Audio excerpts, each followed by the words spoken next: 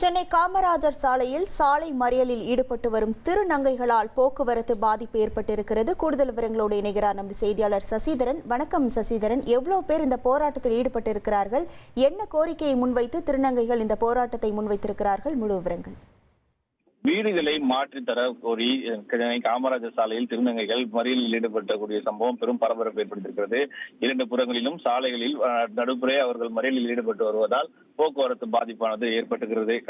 கண்ணகி நகர் பகுதியில் வசிக்கும் 200க்கும் மேற்பட்ட திருநங்கைகள் தங்களுக்கு மாற்று இடம் வழங்க கோரி பல நாட்களாக நகர்ப்புற வாழ்விட மேம்பட்டு அலுவலகத்திற்கு மனு அளித்ததாகவும், இந்த மனுவின் மீது எந்த ஒரு நடவடிக்கையும் எடுக்காத காரணத்தினால் காமராஜர் சாலையில் இருக்கக்கூடிய தலைமை அலுவலகத்திற்கு இன்று வருகை தந்த அவர்கள் மனு மீதான நடவடிக்கை குறித்து அதிகாரிகளிடம் கேட்டிருந்திருக்கிறார்கள். அப்போது எந்தவித பதிலும் இல்லாததால் உடனடியாக சாலையில் அமர்ந்து மறியல் போராட்டத்தில் ஈடுபட்டனர். தகவல் அறிந்து சம்பவ இடத்திற்கு வந்த மெரினா போலீசார் அவர்களிடம் பேச்சுவார்த்தையில் ஈடுபட்டு தற்போது சாலையின் ஓரத்தில் மறியலை கைவிடுமாறும் தங்கள் கோரிக்கையை உடனடியாக அதிகாரிகளுக்கு கொண்டு செல்வதாக கூறியதை அடுத்து மறியலில் ஈடுபட்ட திருநங்கைகள் அனைவரையும் சாலையின் ஓரத்தில் நிற்க வைத்து பேச்சுவார்த்தையில் ஈடுபட்டு வருகிறார்கள்.